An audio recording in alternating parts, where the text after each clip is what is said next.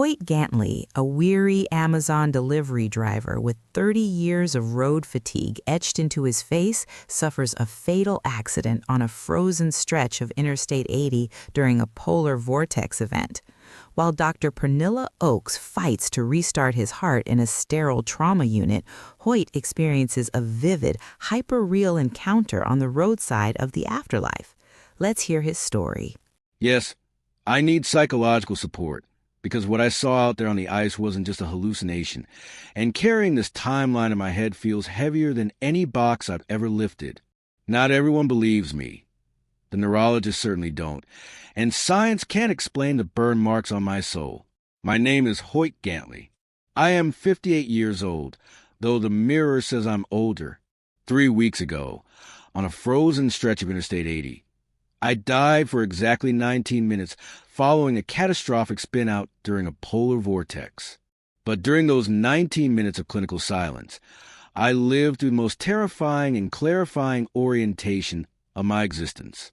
I encountered a man, not a glowing angel, but a hitchhiker in a faded denim jacket, who showed me 3 specific blackouts that are going to dismantle the logistics of our modern world in the coming years. Dr. Pernilla Oakes, the specialist who restarted my heart, cannot explain how my brain function is intact. My dispatch manager just wants to know when I can return to the route. But the visions I received were so industrial, so visceral, that I wake up gasping, smelling the ozone of frying transformers. I did not apply for this position. I didn't want to be a messenger. But I cannot remain silent about the great disconnect that was shown to me. Pause. Before I share the specific dates the hitchhiker gave me, I need to know who I am warning. Tell me in the comments, where are you listening from right now? Is your household prepared if the supply trucks stop running tomorrow? And please, take a second to hit that like button and subscribe to the channel. It's the only way we can keep these stories coming and get this warning out to as many souls as possible before the grid goes down. For 30 years, I have been battling windshield glare and icy porches, moving cardboard boxes from fulfillment centers to front doors. I am not what you would call a holy man. I stopped going to church when Sunday became just another delivery day. But I always believed there was some sort of system manager upstairs, someone keeping the metrics in check. I live alone in a small duplex near the distribution hub. My wife left 10 years ago when the mandatory overtime turned into a mandatory lifestyle, and my kids are just names on a holiday card now. Most of my nights are spent with a heating pad on my back, watching the news about supply chain shortages, and wondering why people can't survive without 2-day shipping. Sometimes, when I'm driving a Sprinter van through the empty expanse of the Midwest at 2 a.m., I look at the dark houses and think about how helpless everyone inside truly is. How everything we consider essential is actually just a luxury that hangs by a thread. I work in logistics, so I know better than most people that civilization is only 3 missed meals away from total anarchy. On Tuesday, January 14th, 2025, I began a polar vortex route, loaded high with emergency heaters and winter gear for people who had waited too long to prepare. It was a high-priority manifest. The weather was apocalyptic. A pressure system had dropped from the Arctic, bringing temperatures of -40 and a wind that threatened to tip the high-profile van. The dispatch app warned of slick roads, but I had metrics to hit. People were freezing, and I was their only link to warmth. I should have called in sick. I should have stayed home with my heating pad. But the algorithm doesn't care about safety, and I couldn't fail the families waiting for those boxes. You might think you know what happened next. You might think it was just a patch of ice and a tired driver. But what was waiting for me at mile marker 104 wasn't just an accident. The hitchhiker showed me the 3rd blackout. And it doesn't start with a storm. It starts with a silence so loud it will drive men mad. Stay with me, because the date is closer than you think, and the man on the side of the road is already waiting. The digital eye on the dashboard blinked green, watching me. It was the only witness to the fact that I was slowly disintegrating behind the wheel. My lower back, specifically the disc between L4 and L5, had been screaming since the reload in Cheyenne, a dull, grinding throb that no amount of ibuprofen could touch. I shifted my weight, trying to find a patch of cushion on the driver's seat that wasn't worn down to the metal frame, but relief was a luxury not included in the delivery schedule. The scanner on the passenger seat pinged again. Another route update, another demand to shave 3 minutes off a timeline that was already mathematically impossible. I wasn't a person out here. I was a fulfillment metric with a pulse, a pair of hands steering a high-roof van through a world that was trying to kill me. Outside the thin sheet metal of the door, the world had been erased. Interstate 80 wasn't a road anymore. It was suggestion buried under 6 inches of hard-packed powder and a layer of invisible glaze. The headlights cut through a swirling vortex of white that hypnotized you if you stared too long. The wind was the worst part. Gusts of 50 miles an hour that hit the broadside of the Sprinter van like a giant fist, threatening to tip the whole rig into the median. The heater was blasting at full capacity, but it couldn't fight the cold seeping through the door seals. My coffee had frozen in the cup holder an hour ago, a slushy monument to how fast the heat leaves you when the engine stops. I looked in the rear-view mirror at the partition door. The cargo bay behind me was stuffed to the roof with cardboard boxes, electric blankets, emergency space heaters, freeze-dried food kits. The irony wasn't lost on me. I was risking my life to deliver survival gear to people who had waited until the storm hit to click by now. It made me bitter, thinking about the families in their warm living rooms tracking my dot on a map, annoyed that their package was running late. They had forgotten how to survive without a barcode. They didn't know how to build a fire or insulate a window. They just knew how to order a solution and wait for a guy like me to drop it on their porch.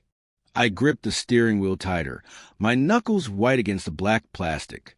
I muttered to myself that if the trucks ever actually stopped, if the great logistical conveyor belt of the modern world actually broke down, these people wouldn't last 3 days. I had no idea how prophetic that thought was. I was just worried about my driver's score and the black ice hiding under the drift. I thought the worst thing that could happen was missing a delivery window or sliding into a ditch. I didn't know that miles ahead, something was waiting for me on the shoulder of the road, something that wasn't human. Physics doesn't care about your delivery schedule, and it certainly doesn't care about the prayer you whisper when the steering wheel goes dead in your hands. It happened at mile marker 104, on a slight decline that looked dry, but was actually coated in a sheet of ice as clear and hard as glass.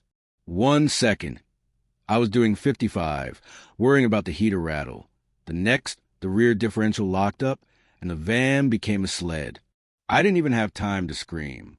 The back end swung out wide, the tires howling a useless protest against the glide, and then the tires caught the gravel on the shoulder. The world tilted violently. I remember the sound of the windshield shattering, a sound like 1,000 dinner plates breaking at once, and the cargo partition buckling as 200 cardboard boxes became projectiles. The van rolled once, twice, a chaotic tumbler of steel and plastic, before slamming roof first into the concrete median. There was a crunch, the sickening wet snap of metal folding on itself, and then absolute silence. Or at least, I thought it was silence. I blinked, expecting the darkness of unconsciousness or the agony of broken bones. Instead, I was standing on the yellow line, looking down at my boots. The wind was still howling, ripping snow across the asphalt, but I couldn't feel the cold. The gnawing ache in my L4 vertebra was gone. I felt lighter than I had since I was 20 years old. I turned around, confused, wondering how I'd been thrown clear of the wreck without a scratch. That's when I saw the van. It was a crumpled accordion of white metal, resting upside down in a cloud of steam and leaking radiator fluid. And inside the crushed cab, trapped between the steering column and the caved-in roof, was a man. He was bleeding. His head was slumped at an unnatural angle against the shattered window. It took my brain a terrifying second to recognize the gray hair matted with blood and the high-visibility vest. It was me. I was looking at my own corpse. "It's a bad route tonight, Hoyt." A voice said, soft and gravelly, cutting through the wind. I spun around, leaning against a twisted guardrail, shivering as if the cold could still touch him, was a man. He didn't look like an angel or a spirit. He looked like a drifter who had been walking the interstate for 1,000 years. He wore a faded, grease-stained denim jacket that was too thin for the weather and worn-out work boots. He had the complexion of a man who worked outdoors, weather-beaten and ambiguous, his face etched with the same exhaustion I felt every day. He wasn't glowing. He was just watching the wreck with profound, heartbreaking sadness. I wanted to ask him to call 911, to tell him there was a body in the truck, but the words caught in my throat when he pushed himself off the rail and walked toward me. He didn't look like a savior. He looked like a drifter. But when he turned to look at me, I saw the scars on his wrists. They looked like they'd been burned there by molten iron. And he knew my employee ID number. Associate ID 9482, he said, the numbers rolling off his tongue like he was reading a manifest. Route 664. You've been running on empty for a long time. Hoyt. He didn't offer a hand to shake. Instead, he rubbed his own wrists, his thumb tracing the thick, raised keloid scars that looked like they'd been seared into his flesh by heavy machinery. He spoke with the cadence of a shift supervisor, someone who knew exactly how much a human body could lift before it broke.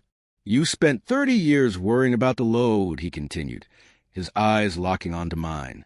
You think you were just moving cardboard, but I saw every mile. I was in the passenger seat when you missed your daughter's recital to cover a shift. I was there when your wife packed her bags. You carried the weight of the world's convenience on a bad back. I felt a lump form in my throat, harder and colder than the ice around us. I was just doing my job. I stammered. I had to pay the bills. I know.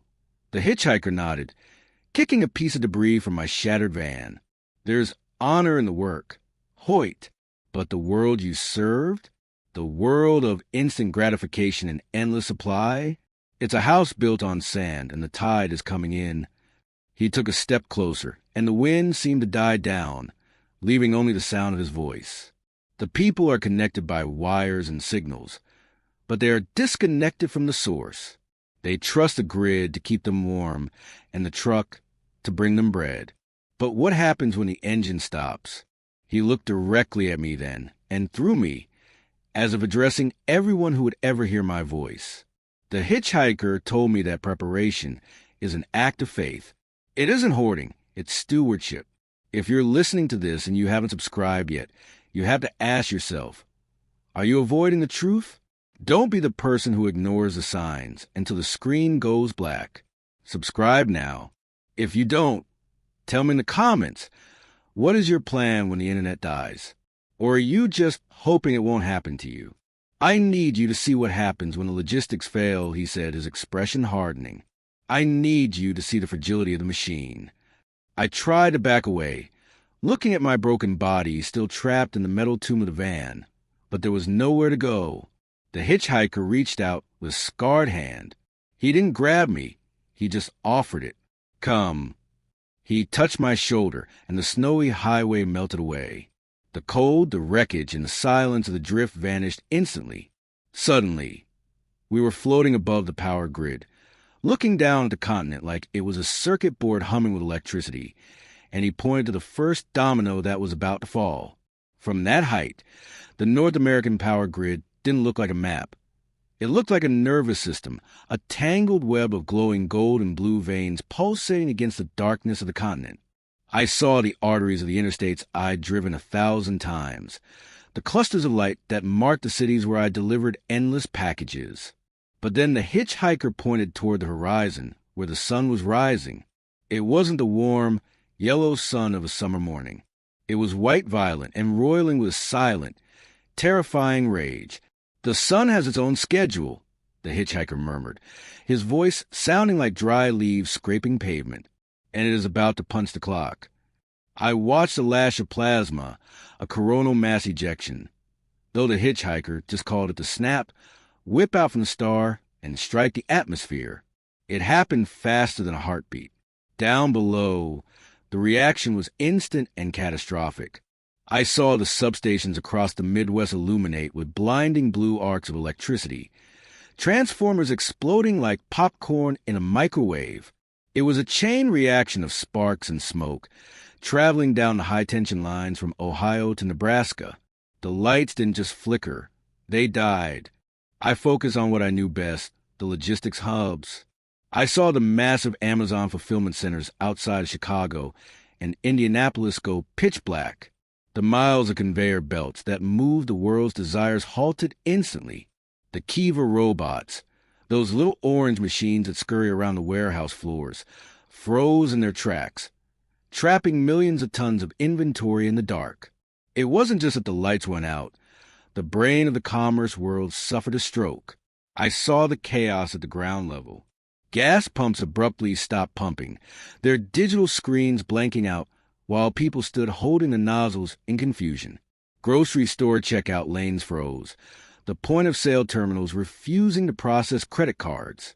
I watched a woman in a convenience store frantically tapping her phone against a reader, not understanding that the money in her bank account was just a ghost, a sequence of ones and zeros that no longer existed. The digital leash that held society together had been cut. The inventory was there, the food, the fuel, the medicine, but without the electronic handshake to release it. It was locked away, inaccessible. The modern world froze in place, a statue of ice and confusion. "They think it's a glitch," the hitchhiker said, watching the panic begin to spread in the silent streets below. "They think the tech support will reboot the system in an hour. They don't understand that the hardware has melted."